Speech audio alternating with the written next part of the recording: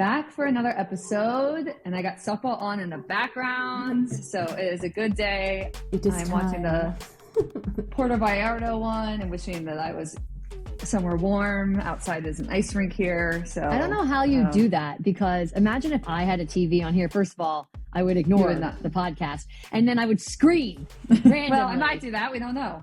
Okay. Yeah. So we got the OSU Florida State game on, which is a awesome start to the season. Yeah. We're going to start with a bang, with a good matchup. Right now, OSU's in the lead, and I think we're in the top of the 7th, so almost over here. But softball season is upon us. Last week we had some D2 games, and so this is like my favorite time because it's good games, and they're literally from like 8 a.m. until 10 p.m. And so at any given time, you can turn softball on. Like, conference matchups are awesome and competitive, but it's like one game and then you can't watch softball anymore. So this is like, we can binge some softball. So it's very exciting. On the flip side, I hate this time of year. Not hate, that's too much. I love this time of year. On the flip side, I hate the tournament setup, because when you're looking at how much the pitchers have to throw, I'm like, holy crap, 6 games in 3 days. Like, this is travel ball, you know? I'm like, from a standpoint of like, from a consulting side, we're looking at like, people don't have the staffs for 6 games in 3 days, you know? Like,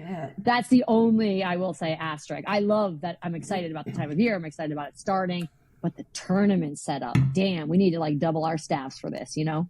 Yeah. Yeah. That's cute that you think that's like travel ball. Right. That would be travel ball, like on the best day that travel ball ever existed. Yeah, I would have. 2-2-2. I would have loved that. Yeah, 2-2-2 would have been great. That's funny. Today we were going to talk about, so part of this, I think, this is like terms that people use kind of like flippantly, like they just like throw it around as though everyone knows what the definition is. But then at the NFCA fireside chat, someone asked kind of a specific question around this, and so I think the answer to that, and it's just like got kind of our brains going. So the question really is like this concept of old school versus new school. Speaking of yelling, Oklahoma State just hit a home run, so this is distracting. I had to turn it off. I was like, okay. The concept is old school versus new school. So the person asking the question was kind of like, how do we know like what is right and what to keep up with, and all of these concepts. And so I think, just first of all, like, I think my question is like, is there an old school versus new school? Like, what does that mean when we say that? What are people, trying to say? I think for us, those concepts like don't even really make sense of like what that means, which is kind of how you answered it in the thing. But let me just kick it to you first, Ash, maybe with like how you answered it then, and then we can kind of go from there. I said during the fireside chat at the NFCA convention that I don't think of it as old school, new school. I think of it as being data informed versus using like the art of coaching. And the way we operate at OGX is that we use data to help us to like help form the art of coaching for us, or help influence the art of coaching. Like, you don't pin one against the other. I think there was a podcast like months ago where I said like, my dad always gets pissed off when he's watching the Phillies, because he's like, some dude from the front office going to come down with a piece of paper and put it on the manager's, like lap. And then he's just going to like make a decision off of that paper. Like, where's your soul? Like something like that. That's not like, I don't know. I think we're moving away from thinking like that's what we're doing here. We're taking in all information we can. Sometimes that information is subjective, but a large part of it has to be objective. So this element of understanding, this is what a pitcher does well. This is how I'm going to leverage that. This is how many times through the lineup she can go. This is who she should match up with. It's still in this element. Like, I just got off a consulting call where it was like, okay, let's lay out all the things we know about this pitcher. We first went to all the objective.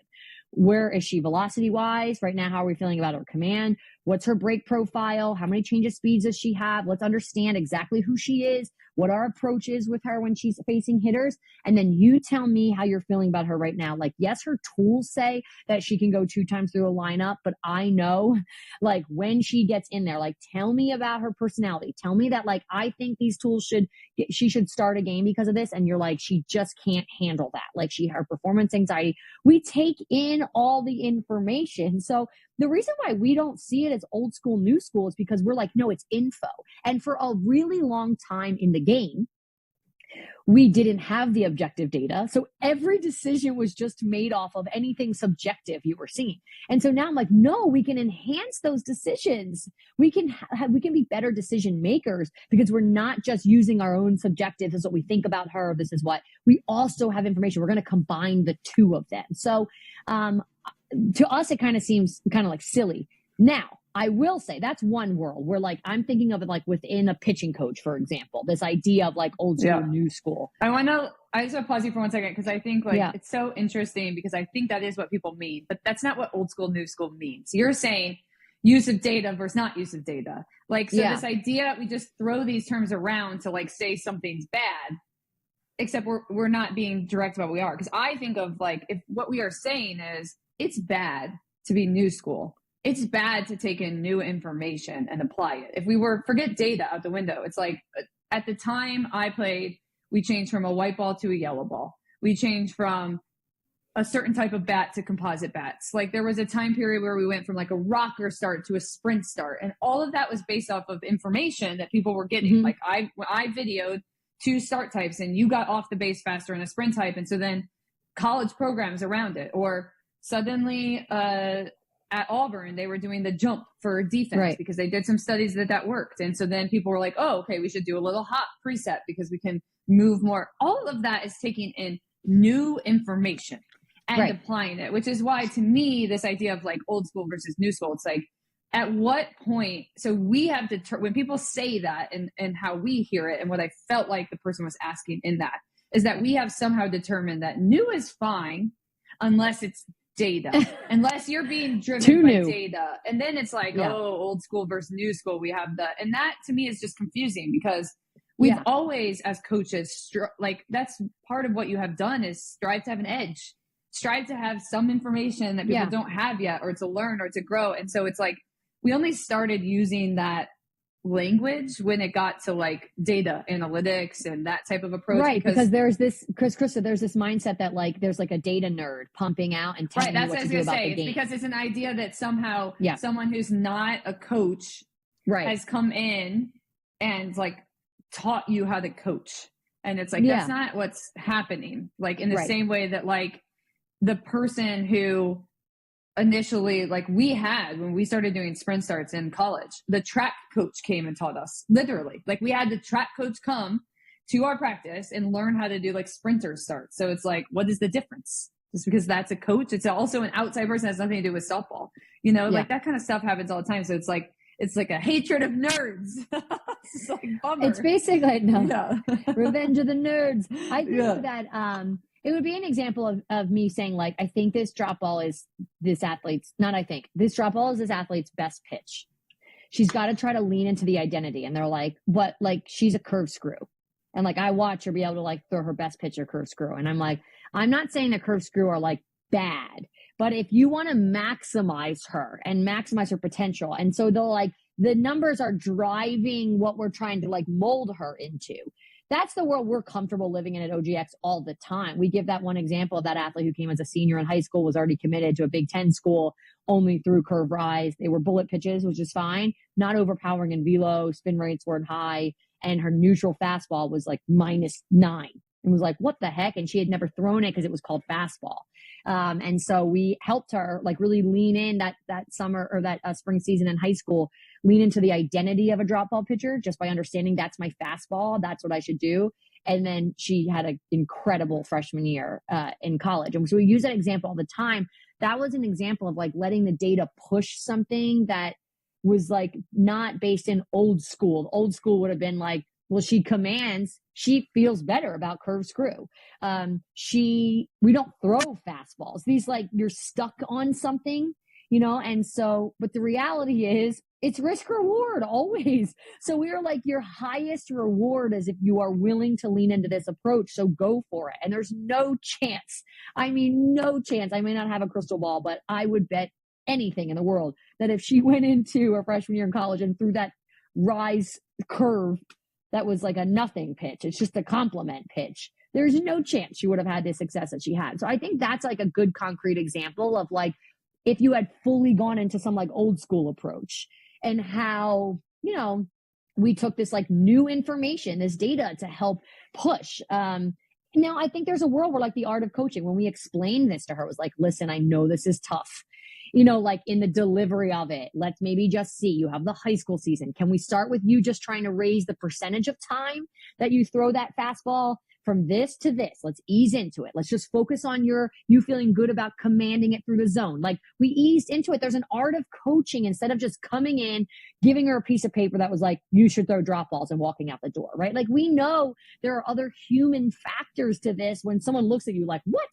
You know, that you've got to really try to get them there. That's all the art of, I guess you'd call it art of coaching. It's the art of delivering information. Personal, relational dynamics. Absolutely. It's just like what you have to have. Coaching her. Right. Yeah. It's just, I was thinking of an example, and this is travel ball, lower stakes, you get away with more things. So I'm not saying like this is as simple as what colleges deal with, but I had a pitcher. She was a backspin, crazy backspin, super high spin rate, like crazy backspin. She got committed to a Power 5 school because of that pitch.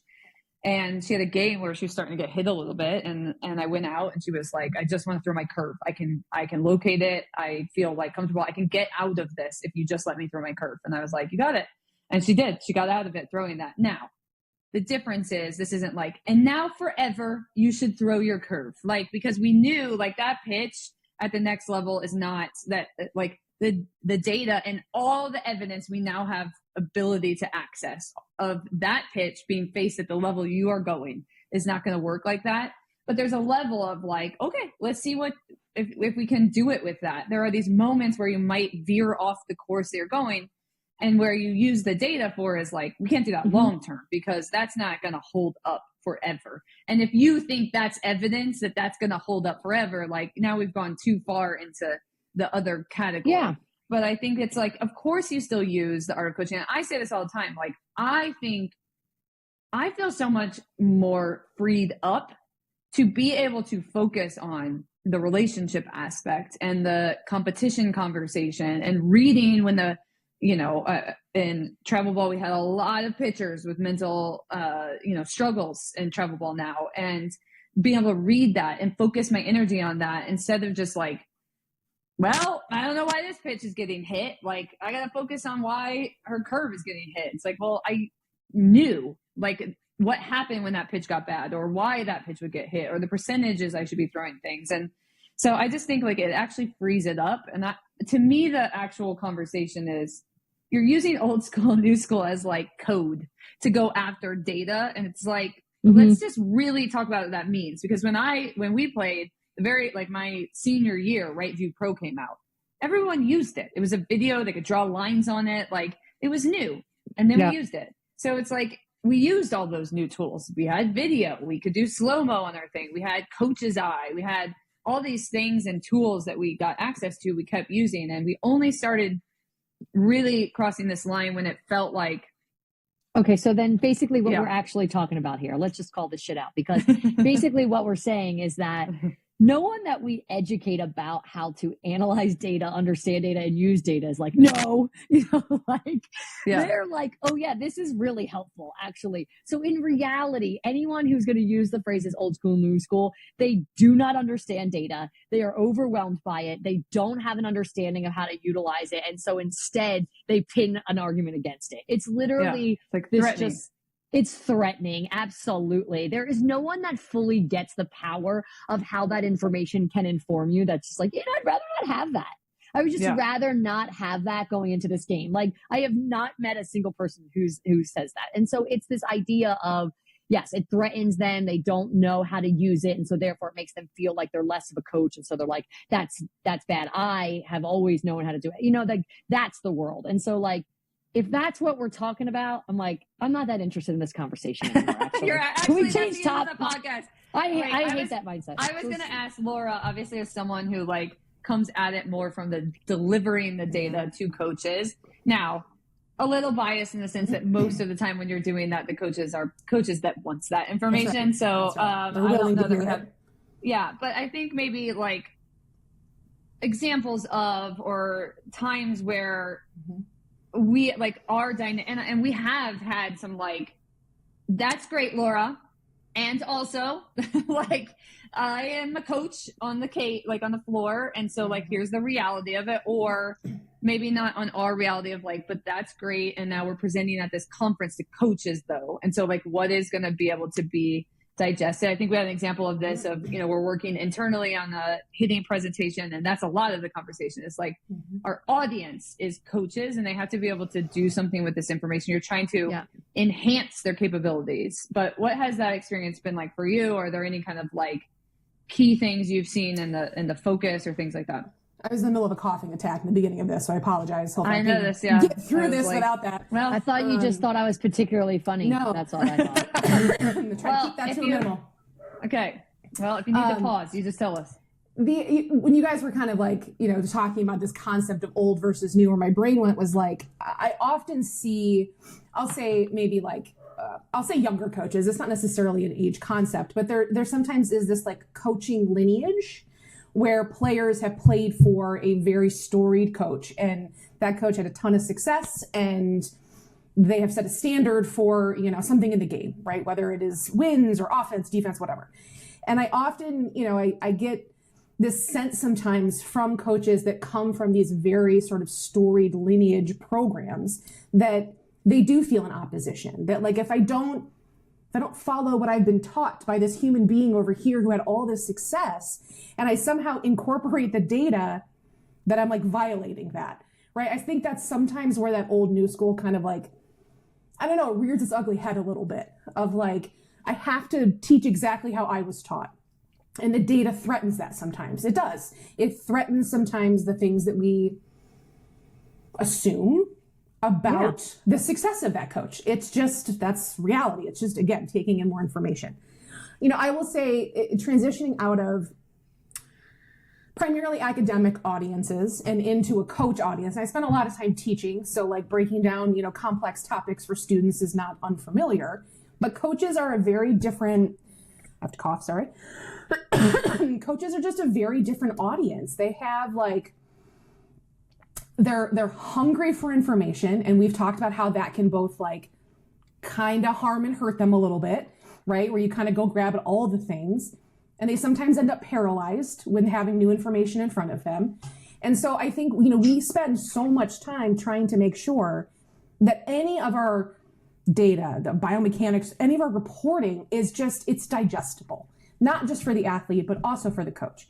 And in my own communication, something that I've really had to evolve is like, some of my favorite conversations are, tell me what your issues are.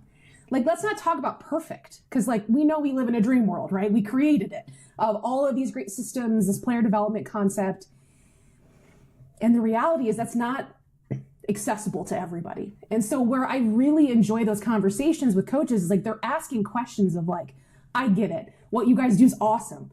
How do I do that? And like, in what capacity do I do that? And it's those coaches that I'm like, yes, you're at least getting a foot in the door of like wanting this information. Even if your execution and how you're utilizing it isn't quote unquote perfect, you are at least willing to let that information guide your coaching decisions. And like, again, I go back to, I compare often evidence-based medicine and evidence-based coaching. It's like, what is the research? What does the data say? What is the art of coaching, the art of being a clinician, the art of being a doctor, whatever your field is. And then what does the athlete want? What are their goals? Like, it's that information's supposed to help coaches make decisions more efficiently, more effectively, and have more confidence in those decisions. I was just thinking, like, it is kind of interesting. When you were first talking, Laura, I was like, imagine if we all were like, let's just keep parenting our children like the generation before. Although there are people out there who do that probably, right? Who are just like, as we get more information on how to like, create like healthier children, not just physically, mentally, emotionally, like generations shift and to like do it better. It's not because you're like, it was done badly. It was just sort of like, but we learn more information. But there is a group of people that in audience that would argue like older was better, right? The old school way was tougher, stronger, whatever. I think there's some similarities. And then I was thinking when my brain switched into like in medicine, no one would be like, let's perform that surgery like we did 25 years ago now. Like we know that like the information allows us to improve our methodologies and our ways, the efficiency in which we do things. So yeah, it's no different. It really is no different. I think there's always going to be some element of like when you feel like the information is overwhelming. If we didn't exist in the softball world, I think I get this argument a little more. Data it's overwhelming. There's so much of it. You don't know what to grab. We pride ourselves. Our like number one goal, as you're saying, Laura, is to take data, explain it in a way that is like coach friendly, is to not have this like, we're data nerds, because one, we're not, but two, that's not helpful for coaches, to get them to understand that you don't have to have everything. You can just take a small piece and make that work for yourself. Like we spend so much time and we have so many avenues for coaches to be able to do that. I think that's why I don't have a lot of empathy for coaches just like, it's too much, I don't understand. Because that would be true, except we put out so many resources to be able, like, if you put in a little effort, you can actually learn a lot, So I think that's where that, like, my stance and that really comes from. I think a lot of times too, like, as you learn the data, I think right now we're probably in this like last year. And I think it's getting like, sure, I think we're at a part, this data is new. And so it's probably at its most counter to what we've always known. Like it's most likely at this point because it's brand new, and people haven't sort of like shifted in this direction to be like, oh, I thought that pitch was good and I didn't realize how much it was getting hit, or I didn't realize she had another option, or I didn't realize that someone who could, for us, it's also about development, so that someone that has this drop can actually throw a rise. Like I didn't know those things. And so I think we kind of in the past 2 years have been at this phase in the game where we're learning a lot of information that's all brand new, and we're starting to hit the hump where everything's not brand new. It's just kind of like an expansion at this point on the previous data. And I think a lot of times, like, it's not always going to go against what you think. Like there is, right. Like if someone says, like a concept I'll use in hitting is that people will be like, she drops her hands. She does drop her hands. You're right. But what I have learned from all of the data we gathered is that the most efficient way for you to attack that is not to do X drill, that it's happening because of this. And we know that because we've been able to capture this data. And so now, let's think of the art of coaching, you're going to attack her dropping her hands in a way that's much more efficient instead of like, let me try this, let me try this, let me do this. And the path is going to be so much more efficient to you. So it's like, sometimes it's like I'm not saying you're wrong with that, but the way that we all try to randomly attack things, or like you want to teach her an up pitch and you guys have been just like banging your heads against the wall to try to get this up pitch to do something. And now we have information to say like, that kid doesn't have access to that pitch, or she might have access to it in a different way than you've thought about it. There's like more efficient ways to go after it. So I think it's this like this feeling that it's going to always tell you that you're wrong. It's not going to always tell you that you're wrong. It's just going to point you in this direction. And sometimes that might challenge the way you would have gotten there before. But I think if you really sit and think with it, you're like, isn't that great? And now I don't have to take this winding, insane road and guess every day, like, is this working? I think about when we used to do that. It's just like, is this good? Is this good? You're taking videos. And now it feels like we have a much clearer path to it. Yeah, you're like, see in 7 years, been there, done that. Well, what I was going to say is it's this trade-off of like, I think the reason it feels so casual for us to be like, we know, is because of I don't know at this point, hundreds of thousands of data points at this point that we've got on our athletes. So it's challenging for college coaches. Their staffs are smaller. They have a single team over the course of an entire year. That team can change year to year. So like, it's not always just about like the data saying you're wrong. It's just establishing this like baseline, I'm having a moment, guys. Florida State has hit two run home runs in the top of the 7. It is 9-6. Breaking news. Yes, breaking news. Florida State making a comeback. 2 outs. 2 outs. They just need 1 out.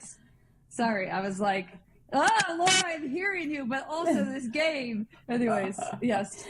No, but I hear you. Like the sample size isn't high enough. And what MLB had the benefit of, obviously, among many monetary and staff benefits, is that they buy data from the Dominican Republic. They buy data, like they get all of this data so that they start to get very clear about these, what they're making. And it has taken us years to get the amount of data that we've been able to gather to be able to make more,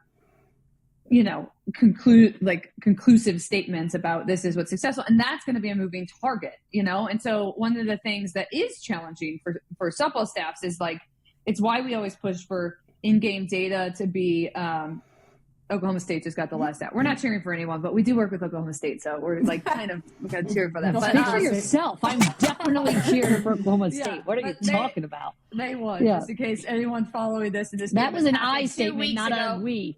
This game Use an I statement on that one. 2 weeks ago, but I know you listener are on the edge of your seat for this game that now has happened 2 weeks ago. But and this podcast will air in 5 days. Hilarious. Anyways, but I think that this idea of like, you do have to have, it's why we, feel so powerfully about what we do and want to continue to provide for these schools, is that if you are just trying to take this data on your own, one, you reach the problem of, as I was saying, like in-game data is not available to everyone right now. So there's this issue of like, we got to make that available so that there's more opportunities for people to get in there and help put these into tools that are digestible for these coaches. So you run into that issue, and then you start to get like, if you only get your conference or something, or you only get the games, it's like, well, that's not the best data set. And then also you have to have someone on staff that's going to take that and do something with it. So that part is hard. And I think it can feel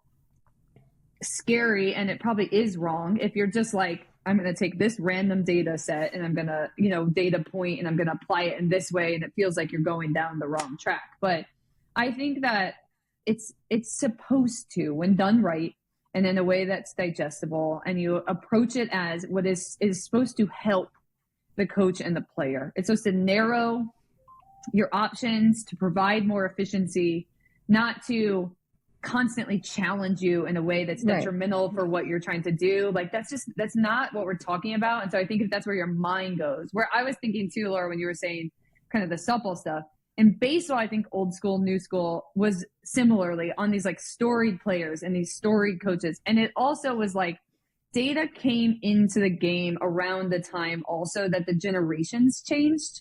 And so the young players also didn't respect the game in the way that the older players thought was supposed to happen. Like the approach to the game changed. There's like people wanting to do bat flips, and I think of like the Yankees used to, I don't know if they still do this, but you used to have to like have a short haircut. It's like now like there's like more I do too. Yeah. I think you still do. Yeah. Crazy. There's more like individuality and personality, and athletes that are coming out of a generation where they're way more exposed to social media. Like it is different. And so sometimes too, it's like, there was data and now there's bat flips. Like the game has gone astray.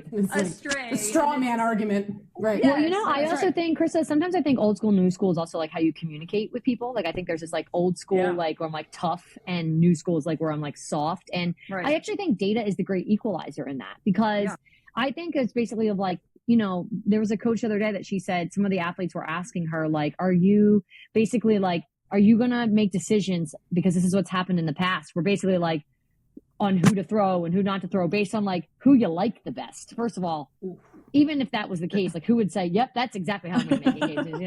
But it was like, why don't you just lay out the numbers? Like, and why don't we say, no, you are not an option in this game, because like this athlete's tools look like this. She's more likely to get this much. And you're like the numbers, the data, it's not like I kind of click with you a little more. I click with you a little less than the other athlete. Like the numbers are this great equalizer in communicating so matter-of-factly. And I think that is why we've had this conversation. Sometimes coaches have said like, oh, if only I could say that to her. I'm like, you can't. You're not disrespecting her. You're taking all of it out. Like, listen, this is what we need. You want to know this? Oh, this came up last week. Someone struggled in game and their parent wrote the coach, because that happens sometimes. Like, how can we best support her? Because if she is not doing well in games, then her confidence is going to be low. And I said, you're the coach. You can respond however you want. But what you should say is, it's very clear.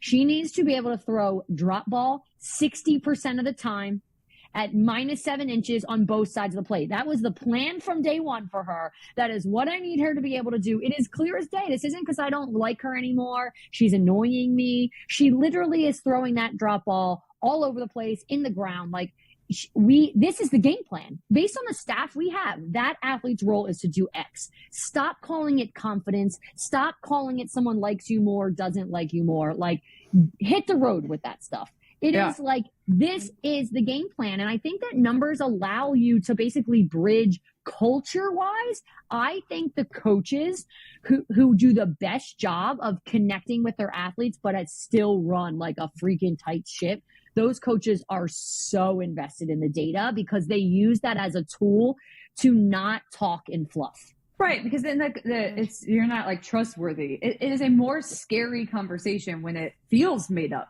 You're like, I mean, part of me feels, but you're like, yeah, and you're like, as the coach, you're like, part of me feels like what I'm saying is made up because it is a little bit, you know. And I think back to a conversation I had like 2 summers ago. You know, we did staffs a lot, and we didn't have, even in travel ball, pitchers throw full games, but towards the end of the season they would throw more and more. And this pitcher said to me, like, you're not having me throw full games, like, compared to other people. Why? How can I throw full games? And I said, you are not good enough to throw a full game when the only tool we have is your fastball.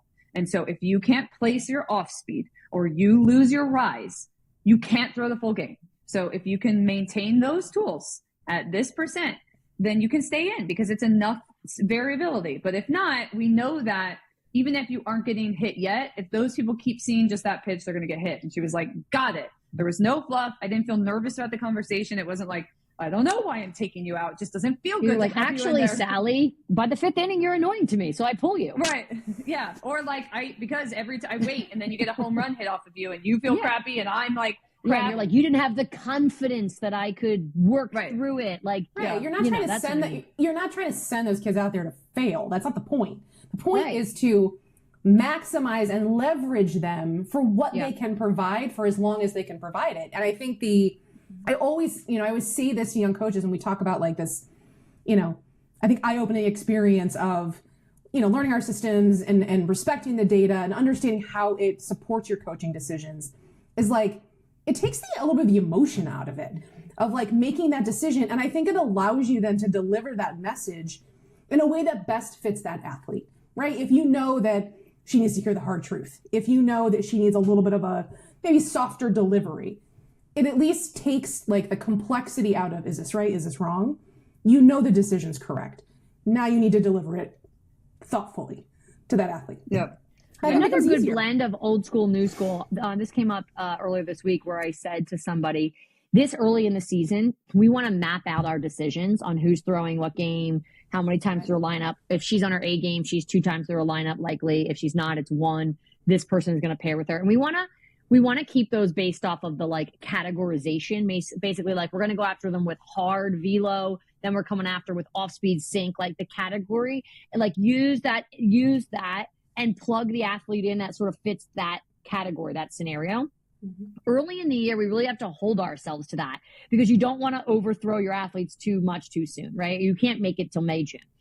Late in the year, you can shift into old school mindset a little bit more because when you're in postseason, when games are on the line, absolutely, that winning ball games in postseason is about like, there's like somebody's got to have a little magic to them to win big ball games. And you can kind of sense like something was different about that kid. And you lean on someone a little bit extra. It's not that you abandon all that you know from the data, but you sometimes will lean into that a little more. And I usually encourage coaches basically like, try not to do that yet.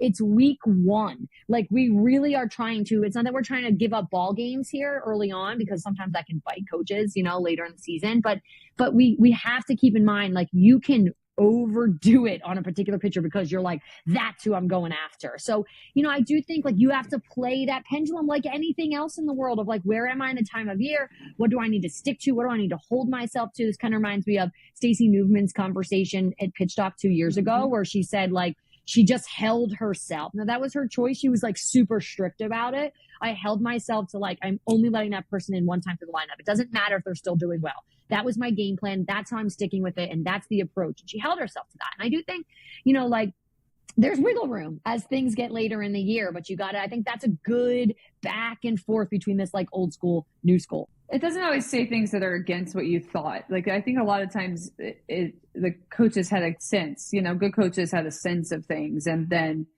the data helps them. But what I will say is it does tell you when things aren't working. That's right. And that I think is harder. Like, it's so much easier to skirt around, like, we've talked about this before. Like, I think of giving hitting lessons, and I could literally throw it to someone's bat to make them hit it hard and then be like, see? Like, it was much easier to say, she's getting better with me. Like, what's your problem? When there was no proof of anything. And it is what I will say is can be very intimidating, is that you know when it's not working, and everyone knows when it's not working. You can't hide under it, and you have to be able to have a conversation. What I think coaches that kind of get to the other side of that stress and can manage that is that you're not going into this giving people 100% this will work, because we'll know when it's not working. Like, that's just, you literally can't control all of the variables. And the more you know which variables are feeding into that, that's the conversation you have, which is sometimes it's like, I don't know. Like, I have no idea. All of our evidence would suggest this should be working and you should be going in this direction, and it's not. So right now we're in this kind of like, I don't know together, and there has to be some vulnerability in that, and we're going to try to find it. But a lot of times it's just variables outside of your control a little bit. We talked about the high school situation. We certainly can't control all of it. And then the college situation, I was thinking about to bring up like sore wounds here, but I was talking to Driveline a little bit, our partnership, and I was talking about Puerto Vallarta, and I was like, the surface isn't great. Last year in the first pitch, that's where Jordy Ball hurt herself. And so it's like, you can't control that. It's not like, there's just things that you'll never fully be able to control, but you can't hide. And so you have to be able to be in the trenches with someone, which I think for you is why you were saying, like, if you can deliver that in a very clear way and you're in the trenches, you can balance this tough verse, I'm in it with you, better than you ever could, because it's like, I also am not hiding behind this. Like, so we see it. I said this was your goal and you hit it, and then now you're not having success. Then we both got to figure out why that's happening, and we're going to be in it together. And so there's no hiding. That I think can feel intimidating, and it's much easier. There was a time where it was easier to just be like, no idea, not coachable, or, their confidence was down, or they didn't hit their spot, even if you had no like real evidence that was the reason that got hit, or whatever it is. They swung at bad pitches. Like, did they, they took pitches they shouldn't have. It's like, all of that, those generalizations, some of them still may hold, of like, we're doing all this work with your swing, and then your swinging that pitch is crazy. Like, let's talk about why that's happening, or whatever. Some of that might hold, and some of it might be like, she didn't swing at that pitch because we would never anticipate her to swing at that pitch, because she literally can't reach that pitch. So like, you blaming it on that makes no sense. Like, and so now you can't hide behind that statement. And that part I think can be scary. I think it's less likely that the scary thing is proving you wrong, although that does happen a little bit, and more likely that the scary thing is if I'm not right. Yeah, or if you're afraid of not being right. Exposes you, right? Yeah. It just exposes you. I'm not right, or she's not getting better, or, then I can't hide, because we have some sort of evidence of what's going on here, and we can't like say the things that we say. I think of a hitter right now we have in our system whose power is like through the roof. I mean, through the roof, super elite, and she's not doing great. It's not translating right now, her movement. And we talk about a lot in the hitting department of like, we're not sure why right now, like, we're not sure what's not translating, what is getting held back, like what about our development systems. And so, I mean, the conversations right now in the phase we are in right now with that family are a little bit like, I know we should have all the answers, but right now we don't. And we're just going to work through it. We're going to try a few things. Here's what we're going to try. And here's what's happening. And that conversation could be, you have to just be okay with the person being like, well, that sucks. We're out of here. Like, I think there's shared ownership in that conversation too, of like, you know, if that's let's say like a traditional, you know, maybe lesson model where it's like, I don't know, this is what I've always taught. Don't know, not sure how to help you. It's her fault. It's your guys' fault. I think where like, you know, our families find so much confidence in us despite saying we don't know is that we're going to work like hell try to figure it out. Right. Because and also we don't know happens like not that often. Not that often. Yeah. 5% or less. When you know, you're kind of talking about this vulnerability and this exposing of coaches, I think of like, there's two concepts that I always, we have new coaches that come on board in the summertime for the, you know, the Bet on Me fellowship, or we hire new coaches. There's two concepts I think that make them very wide-eyed and terrified. And the one is constraint-led training, because it is very different. And it initially feels like, okay, then what do I do? Right. Until I understand what that looks like and means, what do I do? And the second is the data. It's like, okay, so I don't know how to coach anymore. And you're telling me you're going to measure shit and I'm going to have to be accountable to that? Oh, right. Lord, right? We've had times where someone has made a statement and we've said, like, based on what? Right. Yeah, I've said that. Like, based on, you're saying that? Based on what? And then they pull up stuff and I'm like, that's not true. You're like trying to take an out against the kid. You're trying to blame the kid on something that's literally not true, because when you look at the data, that's not real. And so, and it's happened in both cases. Sometimes they are improving more than we are giving them credit for, because we're trying to hold that kid to a comparison against some kid that's not even close to her, you know, it's like the kids came in throwing 48 and now she's throwing 55 a year later, 2 years later. And we're like, well, she's just really not getting better because she's throwing 55 and the person next to her is throwing 65. And you're like, wait a minute, what? She's gone up 8 miles per hour. She's getting a lot better. So it's like, sometimes we have that. And then sometimes we've had the case where the coaches have said like, wow, such and such looks amazing. And I'll be like, does she? And then we look at it and we're like, she hasn't gotten that much better. You know, like, let's make sure that we're tying those statements to the things that we're going after. And it does hold you accountable. So I think, you know, that part can be scary, which is why you want it to be like a full team. You want to have a clear path of where you're going. You want to do all of those things as you're looking at it. So I like that, like at minute 8, Ashley, you were like, I don't even want to talk about this anymore. And now we're 45. No, yeah, just like, actually the personality who does that, I'm not interested in.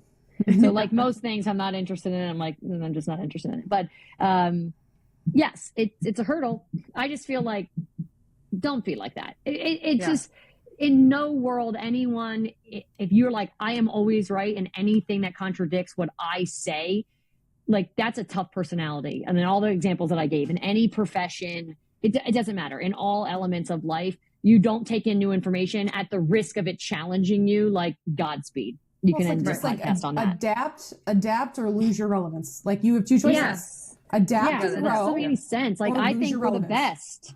Like, I think I'm the best. And I also, information comes to me all the time. I think that I'm the best because I am willing to see information and say like, oh, okay, that is not what I anticipated, or that is not what I thought was happening. Okay, let me dive into that. Let me figure it out. Let me go here. So I think like that is how you, if you want to be great, you know, that's how you have to do it in my mind. So I'm just like not interested in someone that's just like, I'm great because I say I'm great, and anything that challenges it is like, that's wrong. Like, Godspeed. Yeah. Cool. All right. Anyway, one very, everyone has to give something very quick because we have 30 seconds. One thing you're looking forward to about, well, it's to keep on Division 1 right now. It's not to, trust me, we've already been down this road, not to discredit other divisions because we love them, but on the D1 road right now, what is one thing you're looking forward to? I'm going to go first. I'm looking forward to parity. There's like big pitchers at schools that they haven't been, even though the conference realignments are like a little weird and maybe they're not great, but from the parity standpoint, they're cool. And so I'm excited to watch like OU play a hard SEC schedule all year. I'm excited for UCLA to be in a Big Ten. I'm excited for,